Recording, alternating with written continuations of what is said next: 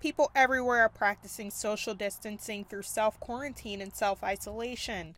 The precautions are so serious that companies moved employees home, schools sent students online, and non-essential businesses are closed. But does it stop there? There's more to this than just simply closing yourself off from everyone else.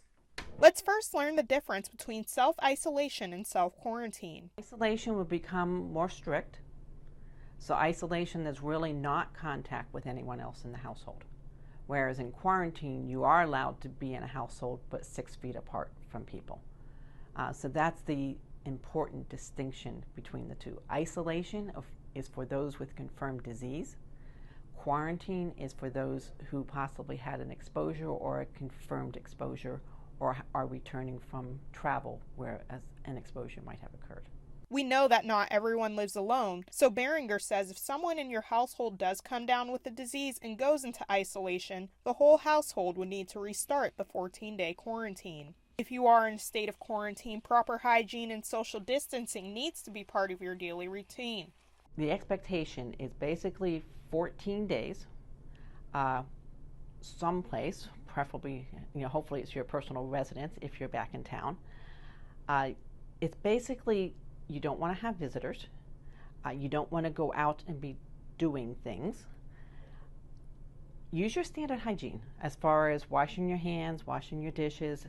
At the same time, you shouldn't be sharing towels or utensils with anyone else in the household.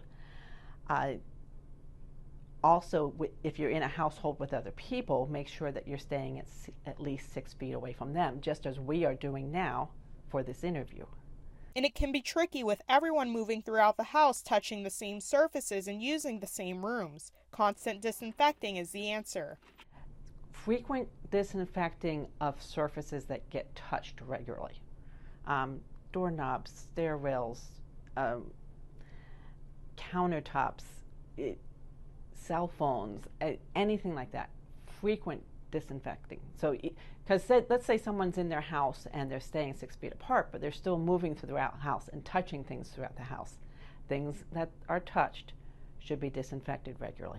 When it comes to daily essential tasks like going to the grocery store or going to the pharmacy, is this allowed? If you need groceries, if you need something from the pharmacy, preferably just one person, and basically go in with a list, get what you need, and get out. Don't spend time browsing around. Keep your social distancing while you're in these retail sites. And what about having cabin fever? Is it okay to get some air and take a walk?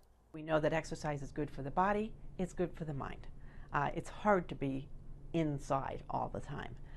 So yes, if the weather's conducive, certainly being outside, walking, running on open parks, you just don't want to be close with people. Beringer adds that you don't necessarily have to social distance yourself if you're walking with the people you've been quarantined with. The main message to all of this is practicing safe social distancing, proper hygiene, and constant sanitation during self-quarantine.